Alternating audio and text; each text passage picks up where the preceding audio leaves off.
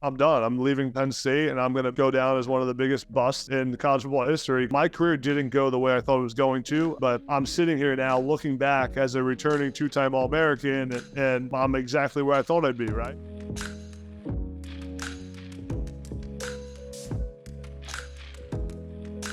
Welcome to Willing to Fail. I'm your host, Peyton Bennett, as usual. Today, we got a very special guest. He has quite the resume. Not only was he a 5-star recruit out of high school, he was the #1 tight end coming out of high school, which transitioned as a true freshman All-American. He was also a 2-time second-team All-American. After his playing days, he became the youngest Power 5 assistant coach. He is now a TV broadcaster with CBS and ESPN, and he's also a host of the Next Up podcast. With no further ado, Adam Breneman. Welcome to the show. How are you? So, man, I appreciate having me on. That's a great intro. I appreciate that and the research. But yeah, I'm excited to talk to you. This should be fun. Yeah, I think your journey really encompasses like the theme of the show, being willing to fail. I feel like you've had a lot of highs and lows and a lot of adversity in your journey, like most people, but nowhere to start but the beginning. So kind of tell everybody like where you're from, what your upbringing was like, and what got you into football. Yeah, I'm from Harrisburg, Pennsylvania, which is about an hour and a half from State College, PA, which is in Penn State, where I ended up going. Had a great upbringing, great parents, oldest of 3. I have a younger brother, younger sister, both Division I athletes as well. And yeah, I mean, my dad played football in college. It played tight end actually, so I grew up like wanting to be a tight end in college football. So just was kind of drawn to the game of football, but it was definitely blessed in a lot of areas of just having a great family, seeing, a great marriage and seeing my parents work hard and seeing my dad, have a great career in business. And then, had great siblings that have been very successful in their own right. So, definitely blessed, and then love that, that Harrisburg, Pennsylvania area, my high school community of Cedar Cliff High School, which has been super supportive of me throughout my career. Yeah, it's a big football area of the country for sure. Yeah. So you being like throughout your high school days, I'm sure, were you like just you feel like bigger and faster and stronger than most of your peers, or what gave you the advantage you think in high school? I was never super athletic or really felt like I was going to be a Division I athlete. I was not a good football player in middle school or early in high school.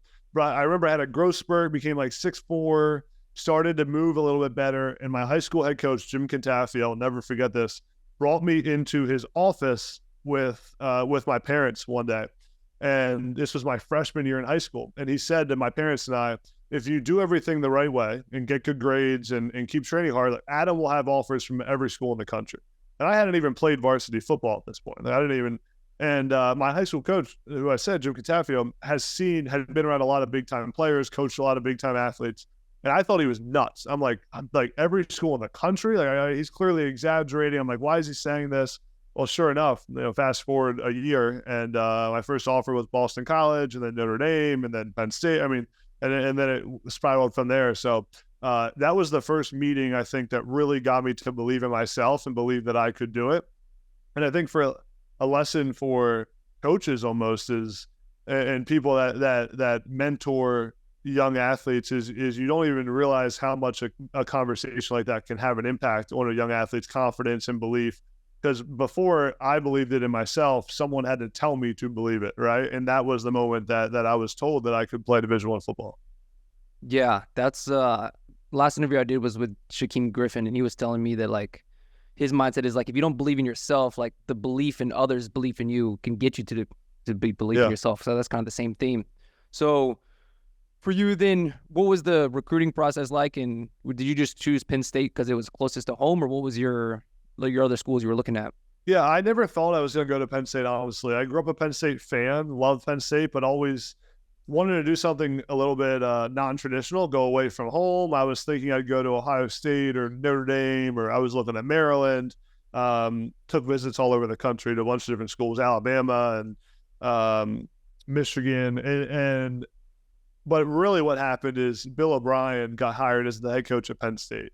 And when he got hired during my process, that's when the flip switched in my mind, and all of a sudden Penn State became a really good place for me to go develop and play for a coach like Bill O'Brien, but also add on top of it that I grew up a Penn State fan and was close to home and everything. It made a ton of sense, and that's why I ended up picking Penn State. I had a Final Four that was, it's fine. I actually just posted this. I committed to Penn State 10 years ago, around this month, was my commitment to Penn State, my junior year of high school. And I had the whole ceremony, and it was Penn State, Notre Dame, Maryland, and Ohio State. Those were my Final Four, and chose Penn State. Exciting. So then you get to Penn State, and you're kind of like, I mean, you're the 5-star recruit. You were the number 1 tight end, depending on where you looked. And so your expectations for yourself, I'm sure, were really high. And I think you started off great, at a good first season. Talk about kind of the struggles you went through with injuries and how kind of your first season went. Yeah, my first season was, went according to plan. I was a freshman All-American and ended up starting a bunch of games as a true freshman, an 18-year-old kid, and, kind of lived up to that expectation. But as I've learned in life, whenever you think things are going really well, you better be ready for something to happen and some adversity to strike. And right after my freshman year, I got hurt. I missed 2 seasons in a row. Had a surgery and had to miss those 2 years. Thought I might have been done playing football. I remember thinking to myself, how am I ever going to be able to play again? With the way my knee felt and the way that I was recovering, it didn't seem like a huge possibility. And I think that my challenge during that time was that during my high school recruitment and during my freshman year at Penn State, I allowed myself to really listen to the hype and everyone telling you how good you are and start to believe it, right? But when your validation comes from external people or external or credit you're getting from other people for things that you're doing on the field, it gets you in a really high place. But then what happens when you listen to it when it's really positive is then you also listen when it's really negative. And for those 2 years, I was in a bad place. It was probably the lowest place I've been mentally in my life. And because I had all the expectation, and the newspaper headlines were talking about, is Breneman a bust at Penn State? Will they ever be able to play? The 5-star recruit who can't find the field. So it was super challenging. But I learned during that time. I ended up coming back out of it and transferring to UMass. But I learned during that time that when the good things happen again, I got to remember to stay level-headed and not listen to the praise and just be the consistent same person every single day. And realize that your real self-confidence and your real belief in yourself needs to come internally from, knowing who you are as a person, the work you put in, and not the external factors and validation you're getting. Yeah, not the rat poison. No doubt. It's completely, it is. That's what it is. It's rat poison. And it's something that so many people struggle with when they're young. You see it all the time with big time quarterbacks and people that haven't yet faced adversity.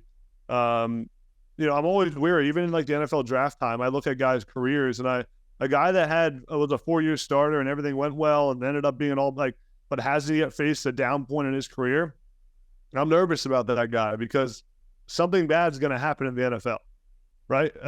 Someone who everything's going well for him in college, when they get to the NFL, shit will hit the fan at some point. They're going to get benched. They're going to get injured. They're going to get traded to a team they don't want to go to. They're going to not get the deal they want. Something bad is going to happen. And if they've never faced that moment before in their career, how will they respond? It's an unknown. We don't know. I was just talking about Jaden Daniels versus Caleb Williams. I think Caleb Williams is a generational talent at quarterback. But the thing about Jaden Daniels, who I think is just as talented as Caleb Williams, Jaden Daniels has been through some stuff in his career. He went to Arizona State. His 2021 year did not go well. He was not good. The guy couldn't complete a pass to save his life. Had to transfer, went and bet on himself, went to play for Brian Kelly, a tough coach, and wasn't the guaranteed starter, and said, I'm going to go prove it to myself, and went through that adversity. Like, that's the kind of guy I want to bet on, that I want to put the keys of my franchise, who's been through the ringer a little bit, and it hasn't always been pretty, but has found a way to get back on top.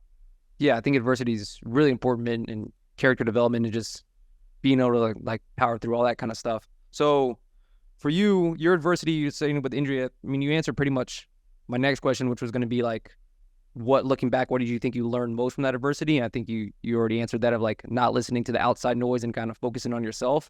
But I know that was like a long process. So who did you lean on, or what? Because I know I talked to Ryan Constantine, who tore his ACL 3 years in a row at Clemson. Yeah. And he was just talking about how the loneliness of like you go to school to be part of a football team, and then all of a sudden that's ripped away from you, and you're just kind of in this like solitary confinement. So for you, what was that struggle like, or what was the toughest part, you think? Yeah, I mean, when I was hurt for those 2 years at Penn State, I was still obviously part of the team on full scholarship. I was on our leadership council, I was one of the leaders of the team, but just wasn't playing and wasn't practicing. And I think the challenging part for me, I remember looking back or thinking during the time is like, you feel like you're bringing no value to the organization, to the team, right? That you're just a waste of a chair in the team meeting room. You're a waste of a scholarship. You're not living up to expectation because of the injury, because of what you're going through. So, it was a big challenge for me. I had to I had to really dig down deep and find things outside of football that I wanted to be part of and be interested in, and find friends outside of it. And I do think that one thing I've been blessed with, or one positive, is that in my life, in my career, I've always had things I've wanted to do outside of just play football. Like I've always been interested in business. I've been interested in entrepreneurship, and I got my MBA when I was playing football. So like, I always had that in me, that I knew if football never worked out, that I would be okay, because I'd go follow these other passions. A lot of guys don't have that. There's a lot of guys who have their full identity wrapped in it. And I've always tried to, I heard Tim Tebow say this one time when I was young, and I've always tried to live by it. It's like, football is what you do, it's not who you are. Football is who I am. Football is what I do, it's not who I am. And I've tried to live that in my life now, which has been, I've had to, because of the adversity I've faced in my career. Yeah. Okay, so you face all that adversity at Penn State. You end up graduating from Penn State, right? Yeah. And Yep. then talk about like kind of the process of deciding to continue to play football and transfer to UMass. What was that like? Yeah, I mean, I thought I was done. I left Penn State, got my degree in 3 years. Was like, my knees messed up. I'm done. I'm leaving Penn State, and I'm going to go down as one of the biggest busts in college football history, because I was a 5-star recruit that had offers from everywhere and ended up only playing one season of college football. But really, my knee started to feel a little bit better the summer before I transferred. And one of my childhood best friends, still one of my best friends to this day, Andrew Ford, transferred to UMass to be the quarterback. He was my quarterback in high school. We were super close. He went to Virginia Tech, transferred to UMass. I also knew the head coach at UMass really well. His son, Austin, his head coach's name is Mark Whipple. His son, Austin Whipple, was one of my close friends at Penn State, still a close friend to this day too. So I knew his dad, Mark Whipple, new head coach at UMass. So there were some connections there that I knew the people at UMass. I knew my quarterback was going to be there. And I had some conversations and just felt like I wanted to give it another shot, but I also wanted to do it outside of the hometown school spotlight. I wanted to go place. I also knew my knee was messed up, so I couldn't practice and probably do the things I had to at Penn State. So I had to go somewhere where I could kind of be the guy and not have to practice all the time and not compete as much because of the wear and tear on my knee. So, I thought about it and had some conversations, talked to Coach Franklin at Penn State, and decided I was going to transfer to UMass and give it another shot. And when I got there, it was a perfect situation. Again, I knew a lot of people. I had respect in that building. I think transferring to a place like UMass, where there's something to be said for going somewhere and kind of like being the highest rated recruit in school history. And, it just kind of gives you some credibility and some ability to really like find yourself and figure out what the plan is to make sure my knee's good. And I had 2 really good seasons there. Was a 2-time All-American and led the country in receiving as a tight end, and had a lot of success, and really allowed me to sit back after my first 2 years at UMass, my 2 years there, and say, my career didn't go the way I thought it was going to. There's been a lot of hiccups in the road, but I'm sitting here now looking back as a returning 2-time All-American, and I'm exactly where I thought I'd be, right, as a senior in college, which was kind of unique. I'm in a different location, but it's kind of unique to sit there and say that. Yeah, it's cool that you're able to realize like your goals and your ambitions, but that's how life is. It's not the path you expected at all. Different path. Yes. If I've learned one thing in life, man, it's that the plan that you think you have for yourself is never how it actually goes. It's good to have a plan, but just be ready for that plan to not come to fruition, because it never goes that way. Yeah, I feel like from the outside looking in, it feels like it took like that kind of like letting go of the results, like accepting yourself, like after you're leaving Penn State, like, all right, that was it. I'm a bust. Like that was done. Yeah. And then so kind of gave you this freedom to like lower the expectations and just really be grateful for what you have at UMass. So what was that feeling in your mental state when you first get to UMass, or that first game, like when you put the pads back on, you step on the field. What was that feeling like? Well, my first game when I went to UMass and kind of like came out of my mini retirement after Penn State was at Florida in the swamp. UMass at Florida, it was like 98 degrees and like crazy humidity. It was a challenge. It was, I mean, Florida they were good that year. They had a lot of players ended up playing in the NFL. I remember going up 1-on-1 with Alex Anzalone, their linebacker that's been in the NFL now for a long time. So it was a challenge. I remember thinking to myself, like, man, I am not in good enough shape to be playing right now. We actually kept pretty close in that game. I did not play well. I was not good that game, but that was my foray back into college football. But it got better from there. Obviously, UMass against Florida isn't a great matchup for the first game back, but it got better from there, and I kind of got acclimated and just getting that confidence again and making some big plays and proving to myself that I can make those plays on the big stage. So for you, and you're looking back at your football career, high school, Penn State, and UMass, where were you when you were having the most fun, you think, on the field? Definitely UMass, just because I think fun comes from where you have success, right? It's hard to have fun when you're not feeling confident or not feeling yourself. So, I mean, I had fun my first year at Penn State. Christian Hackenberg, one of my best friends, was our quarterback, and with Bill O'Brien. But then Bill O'Brien left as I got hurt, and just those 2 years weren't fun for me when I was injured at Penn State. But I'm very thankful for my time at Penn State. I love Penn State. Always be home. I have my degree from Penn State. I'm super involved there in the community and the NIL program, and my company Mercury is very involved with Penn State. But I'll like always look at UMass as the pinnacle of my career, and be very thankful for the opportunity I got there. Mark Whipple, the head coach, as I talked about, took a chance on me when I was just missed 2 seasons in a row. No one knew how my knee was, and allowed me to kind of revive my career. And now at 28 years old, I haven't played in years, is I can look back on my career, despite the fact that I didn't play in the NFL, despite that it didn't always go the way I wanted, and be very proud of what I did in college football because of my 2 years at UMass.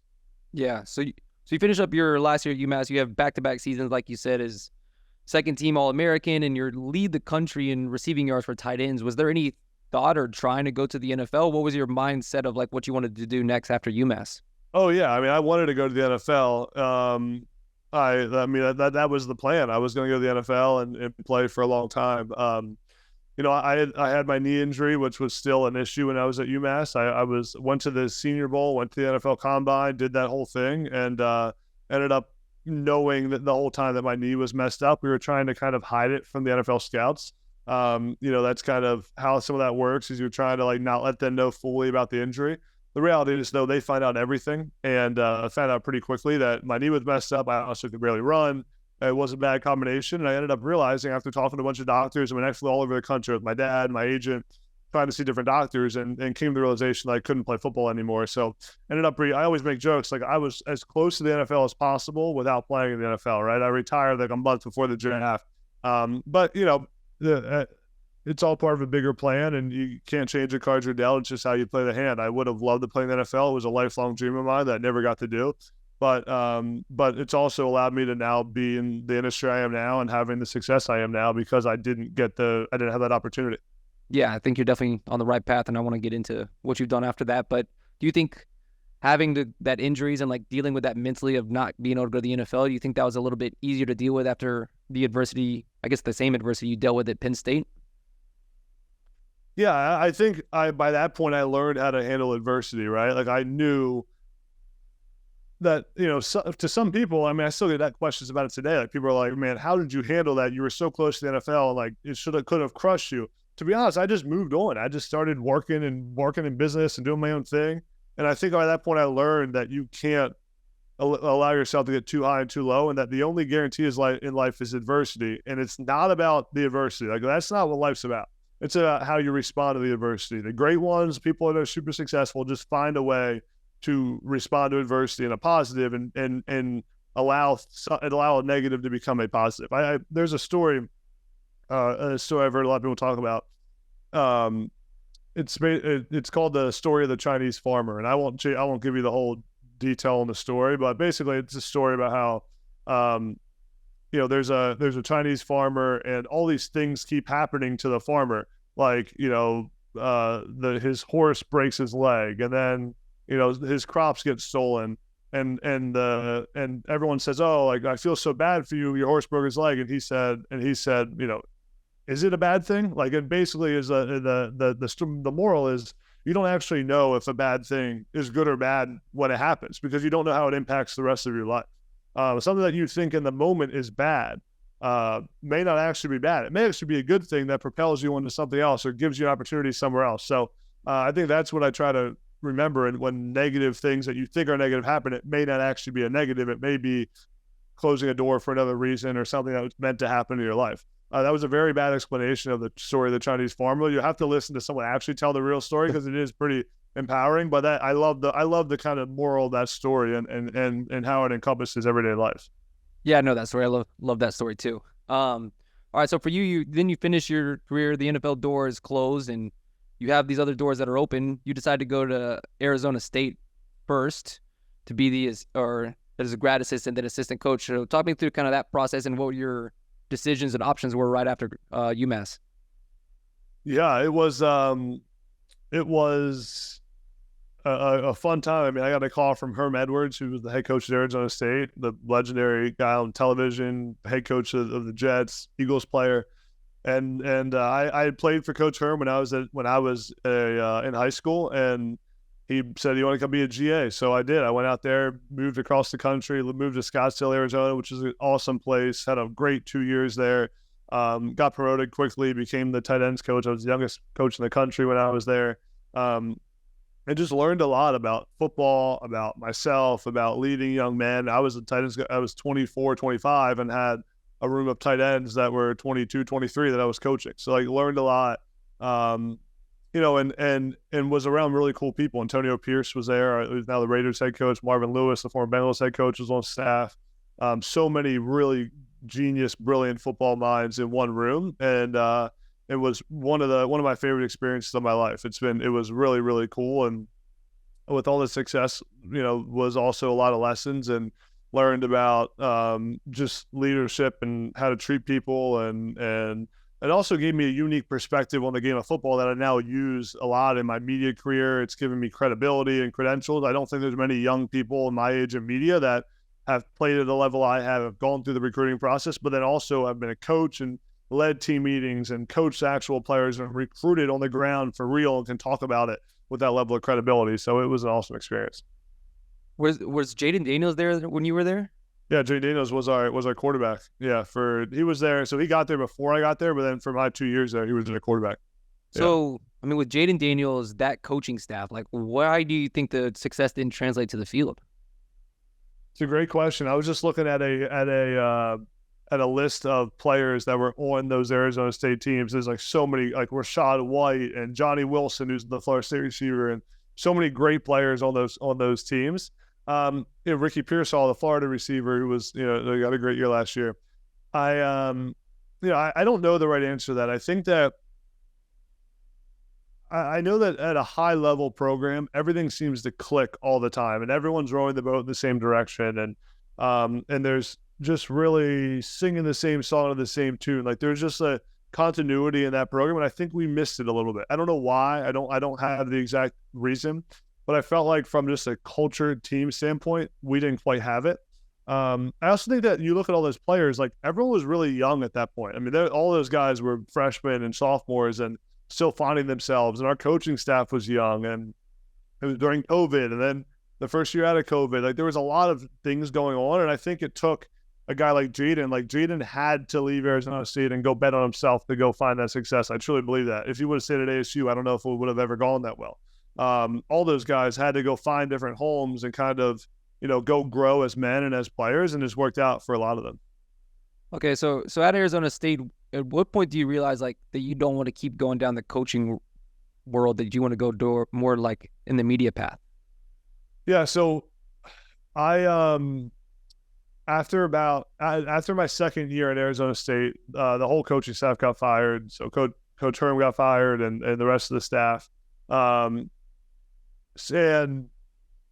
I was thinking like, what do I want to do next? Do I want to get into NFL? Do I want to go say in college? Had a bunch of opportunities, and I also was seeing the shift of athlete-driven media and content in the space, and I felt like there wasn't really a voice for young people, for Gen Z, for millennials on social media talking about the game of football. I felt like there were some famous broadcasters and a lot of people knew, but there was a gap right in the industry per se. And it was the same time that like Pat McAfee's killing it, and like all these Draymond Green, and you got JJ Redick, and these like athlete-driven content. And I felt like, as I said earlier, I have a very unique perspective on the game of football, from playing, coaching, being a recruit, transferring.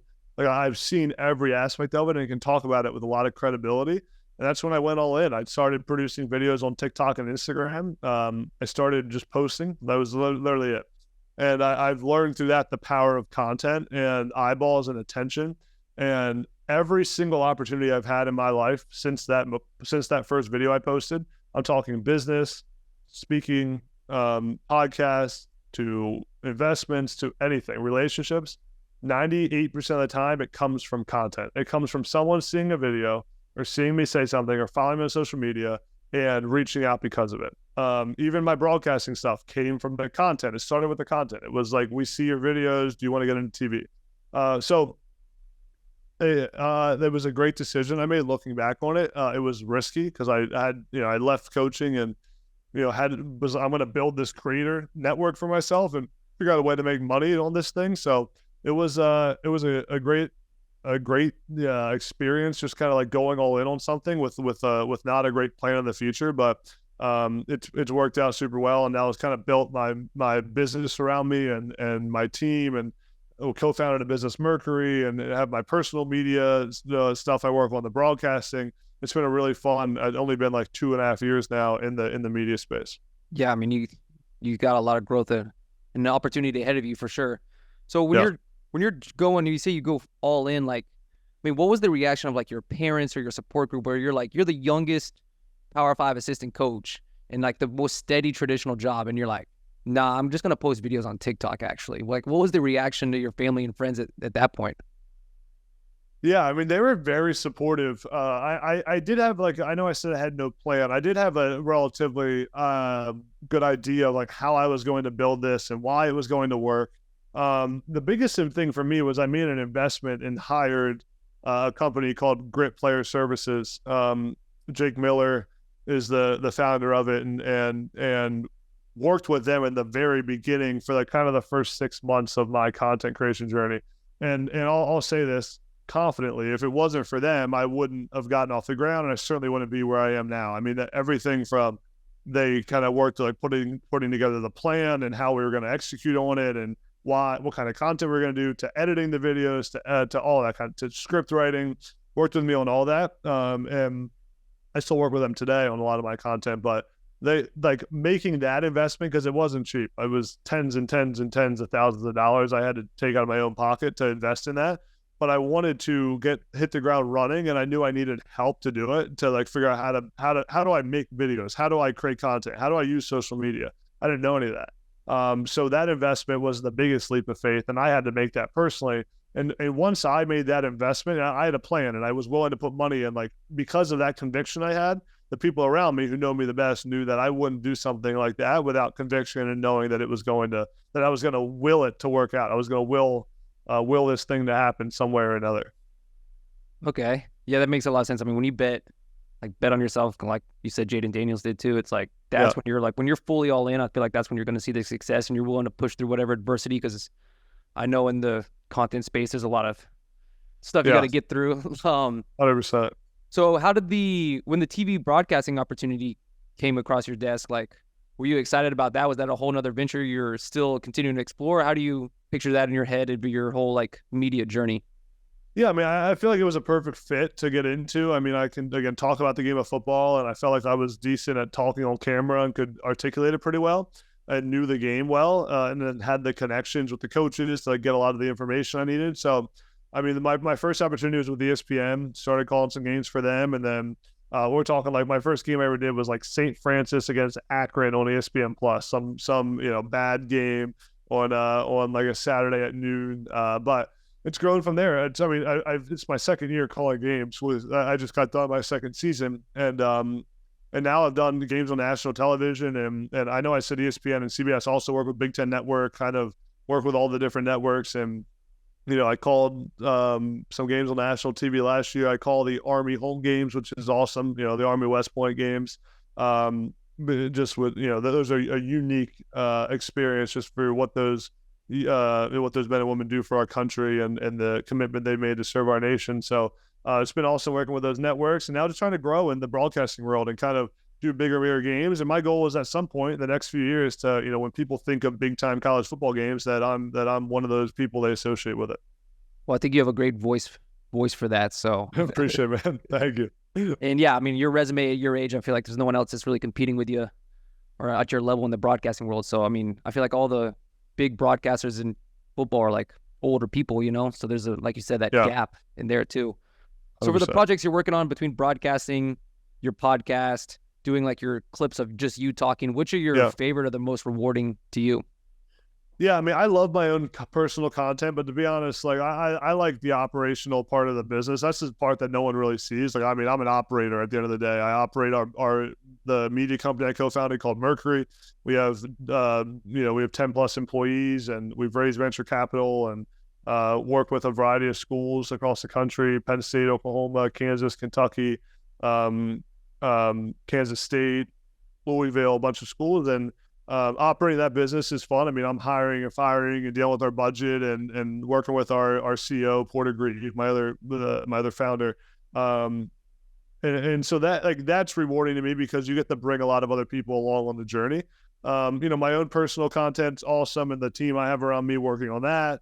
I have a great partnership with Prize Picks, which is, my biggest partnership personally, and been a great partner of mine for a year and the years in the future. So it's been great. I mean, I love all of it, and it's kind of an ecosystem now that all kind of complements each other.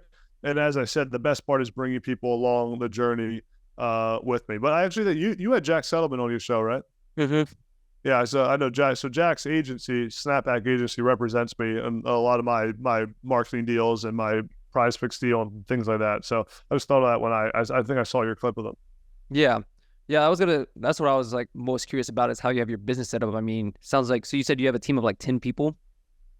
Yeah. So at Mercury, we have a team of 10 people. Now those people aren't just all working on my content. It's actually more than 10. It's including contractors, like probably closer to 20. But they're working on our, that is not my content. That's our content that works with these schools, our partner, creating content, production company, that whole deal.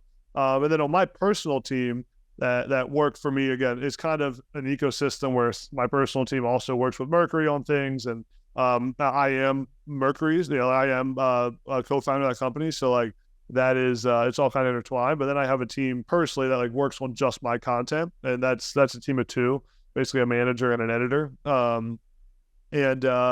And then, yeah, I mean, I have a bunch of different business ventures and things like that. I love doing deals with companies where I'll maybe take equity in companies instead of taking cash and upfront payments. So, it's as I said, it's a decent sized flywheel with a lot of different operational elements. But that's what I do day to day. When I'm not shooting content, I'm operating those businesses. Okay. Yeah, I mean, I'm the same way as you. Like, the business side of it is another game in itself. Like, it's fun, right? Yeah, no doubt. So for you, what are your biggest like future goals or ambitions for this whole media journey that you're on?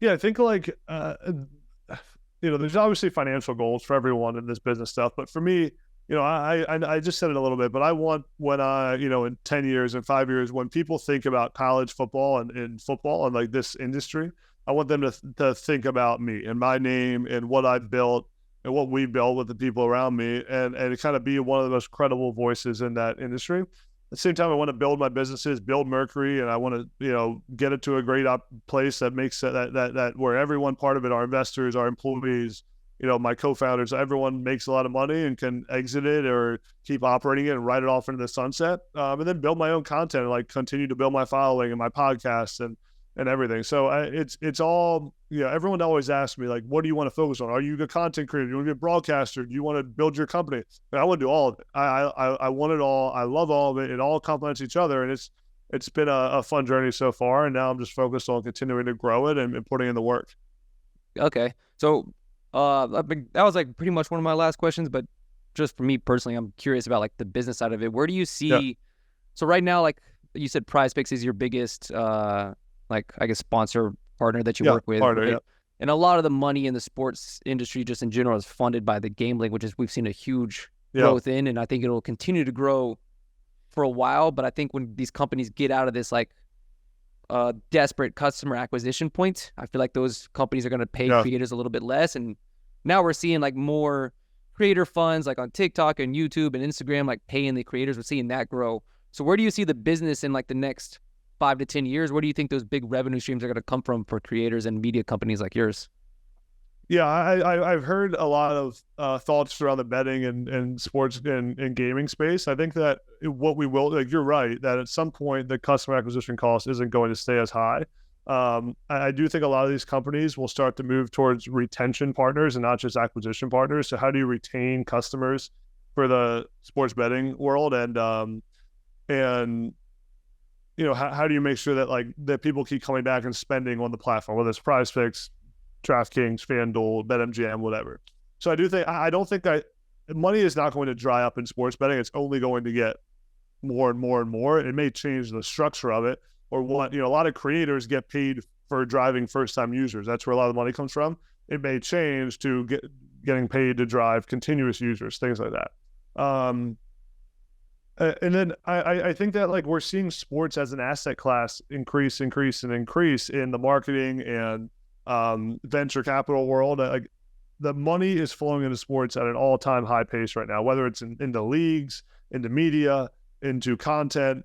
It's not stopping. And then that's where my company Mercury comes in. We built Mercury to be the premier content and media company in college sports. And we build content networks using athlete-driven media at the biggest schools in the country, at Penn State, Oklahoma.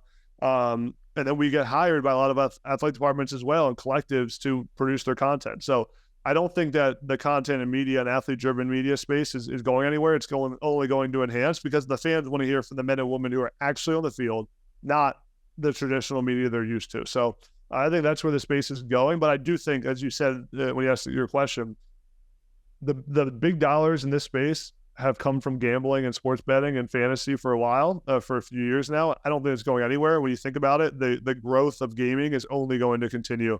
It's becoming more and more normalized. It's now going to become legal in more and more states. I mean, sports betting is still not legal across the U.S. So everyone's got to remember that. I mean, we're still in the beginning stages of that.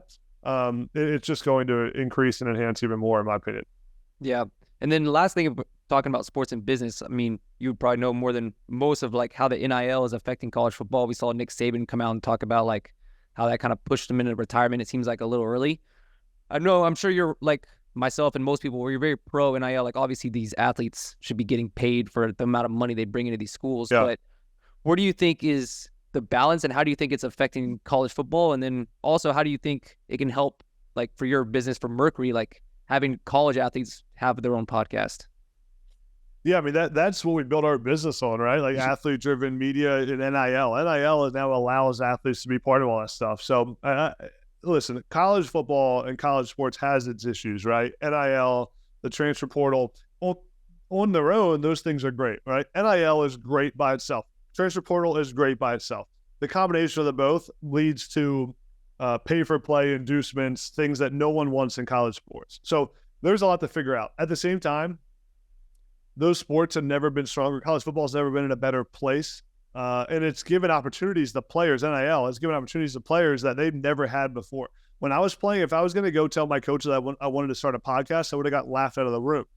Now it's normal. Athletes want to be part of content because they're building their brand to build and execute on more NIL deals. So it's a great thing. I love NIL. I love what it's done for our athletes. What's going to end up happening is NIL is going to go in-house, if you want to say, at the universities. The universities will oversee NIL. Revenue sharing will happen with the athletes for the major sports like college football, college basketball, where the players get a cut of they get salaries from the TV revenue.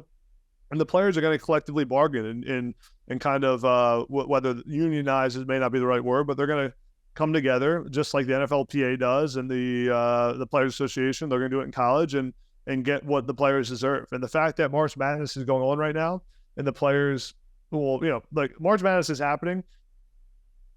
March Madness is a $1 billion event, right? Billion. And the athletes right now see $0 of that. That's not going to last very much longer. The athletes will now be getting a revenue share, I think, coming in maybe the next year or so, because it's time that happens. And college sports has been a business for the administrators, for the brands, for the media companies, for the schools, for the coaches, for so long. And it's now time that it becomes a business for the players as well. Yeah, 100% agree. And now that was all the questions I had for you about your journey. But while I have you on here, I'm curious with your expertise. And so right now, all of these college players are making NIL money, which makes it very interesting because now they're all not as quick to jump to the NFL. It's like, I'm getting paid over $1 million a year in college. Like, no rush to go to the NFL. So what are your predictions of this NFL draft? Like, who are you really high on? I'm assuming Jaden Daniels you're pretty high on. What other big-time prospects are you high on or are you low on? Yeah, I love Jaden Daniels. I think I actually just filmed a video that'll come out soon saying that if I was a GM, I'd be picking Jaden Daniels over Caleb Williams. The other quarterback I think that's getting a little slept on or not getting the respect he deserves is JJ McCarthy. I think JJ McCarthy's better than Drake May in this draft. What he's done and how he's won at Michigan, how he's taking care of the football, his arm talent. I think McCarthy's getting a bad rap because of the offense he played in and the lack of throwing the football down the field explosively. But I think JJ McCarthy could be quarterback 3 in this draft after Daniels and Caleb Williams. So it's an exciting draft. I mean, you think about, you just mentioned it, NIL has changed this completely, where now you're getting older and older guys that stay in school for longer and longer because of the NIL money. So you're getting better athletes, more prepared players that come out. And you've also had the COVID year where players have had an extra year of eligibility for a lot of times to play.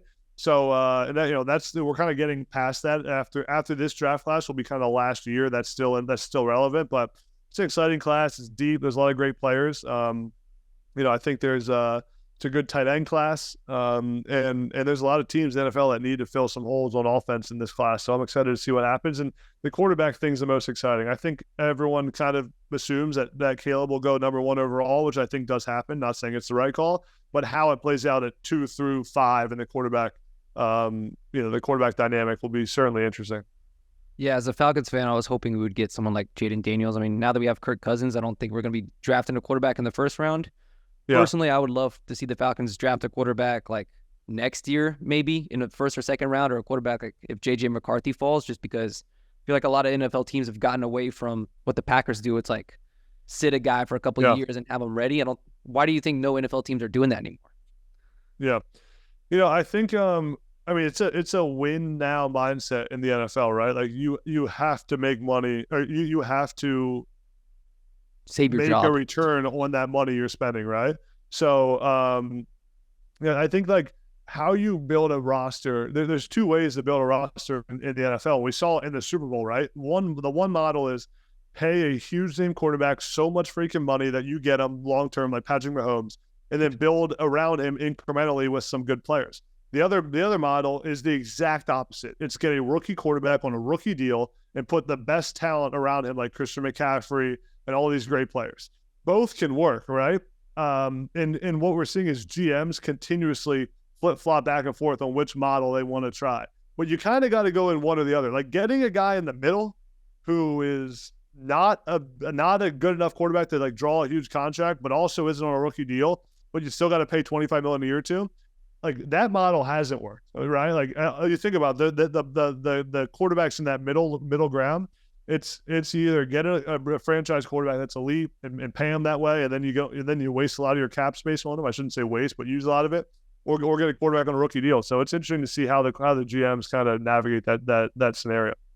When you follow the NFL, are you personally a fan of any NFL team or just the NFL as a whole? I'm an Eagles fan. I live in Philadelphia, so I'm an Eagles fan, and my guy Saquon, who I played with at Penn State, now an Eagles, so I'm excited for that. But honestly, like I'm much more of a college guy than NFL. I love college football. Obviously, it's what I cover.